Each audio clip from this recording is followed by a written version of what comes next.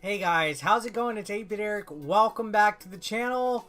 Today we're going to take a look at a game that is on Switch, PC, and Xbox One. This is called the Ambassador Fractured Timelines. Now, it's a twin-stick fantasy shooter that's centered around the ability to stop time. So you play as a character that has the ability. His name is Gregor. He's a newly recruited member of the Eternal Fellowship, which is like an ambassador of time type of organization, and you are learning about your new powers that basically allows you to freeze time in order to attack enemies and pass obstacles and stuff on the screen.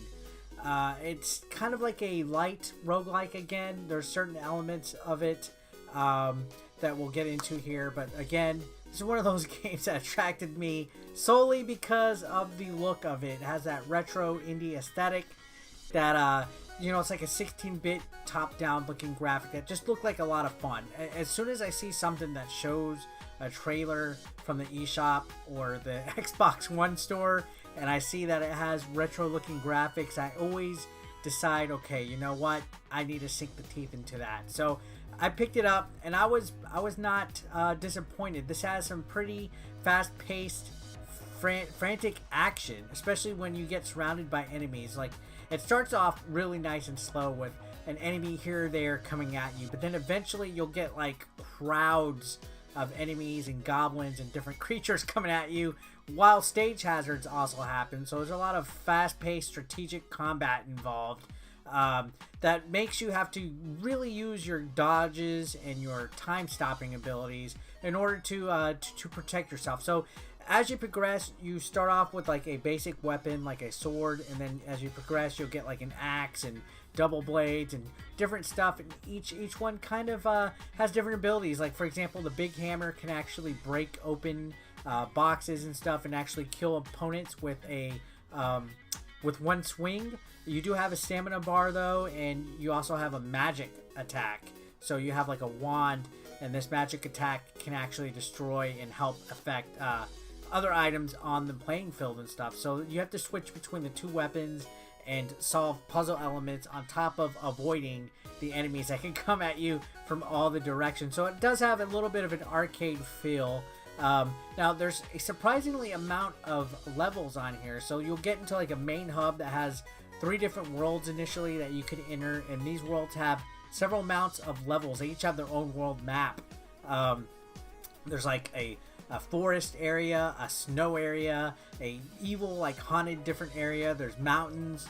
The level design is actually really well done on these. I like a lot of the detail and stuff that they've put into it, and the boss fights are actually quite engaging as well. So the actual overall design of the game is fantastic. It looks great and it plays great. It's actually really well done. The campaign, I believe, it does start initially with 3 environments, and then it expands to about 4, and then there's like a couple other like side stuff like that. In total there's about like 50 levels or so. So there's a fair amount of content to digest with this game. There's a lot of gameplay here, and it's very challenging. I mean, you're not going to go into this unscathed. I almost threw the controller, but not in a way to where I felt the game was unfair or that it wasn't fun to play at all. And then, again, there's also a lot of weapons and stuff to unlock, so there's a fair amount of content here. There's also like hidden journals, stuff that gives you a little bit more about the lore of the story of the game and stuff. So there's a fair amount of content. And on top of that, if you complete the campaign, there's a harder version called Horde Mode. So if you are a masochist, if you like pain, if you like roguelikes and stuff, you can sink your teeth into an even harder mode. And then of course there's like multiple difficulty settings and stuff like that. And again, there's quite a bit of twin stick shooters, twin stick games in the Nintendo Switch eShop. This one changes it up a little bit because you do have a melee weapon that you can throw and then it comes back at you, or you have to go and pick it up. And it takes some getting used to. Like, you throw your sword, it hits the enemy, and then it lands there. You have to run and pick it up. Or you can use your wand, and your wand stays with you all the time. But it does take a little bit of getting used to, because the degree of challenge, even on normal mode, is there. But it is actually really fun. I'm a fan of twin stick shooters and stuff like that.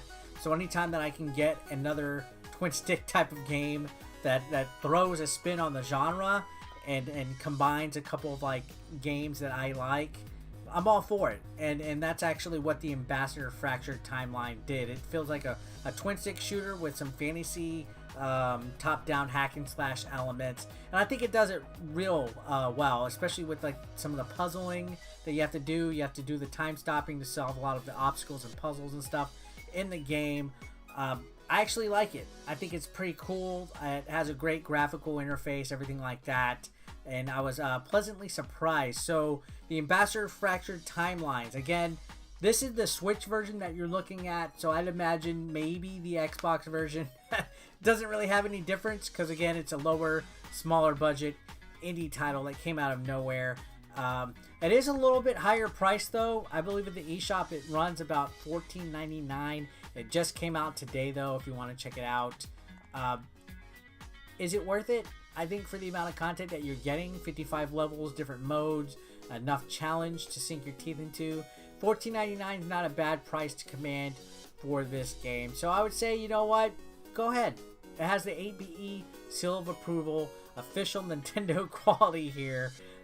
Or if you want it on Xbox or Steam, it's on there as well. So I do think it is solid. I would probably say, you know what? A 7, solid 7 out of 10. I had fun with it, and I think you guys would too. Now, I might be easy to please, but I can tell a solid indie game when I see one. So just to clarify with you guys and stuff like that, pretty well done. And you know what, I'm gonna end the review right there, guys. Thanks a lot for watching. I appreciate it.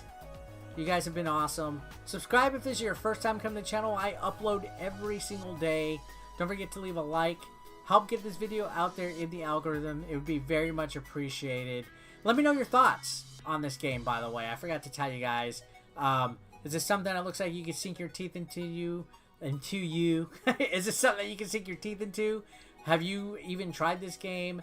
Is this something you're going to pass on? I try to cover a lot of these random indie games because, you know what? Nobody else really does it. And I want to be that guy. This video might not get the most views and stuff, but gosh darn it, if you're going to search for this game, you're going to see my name covering it. And that's what I like to do. Let me know what you think. And again, I'll see you guys on the next video. Y'all have a great day.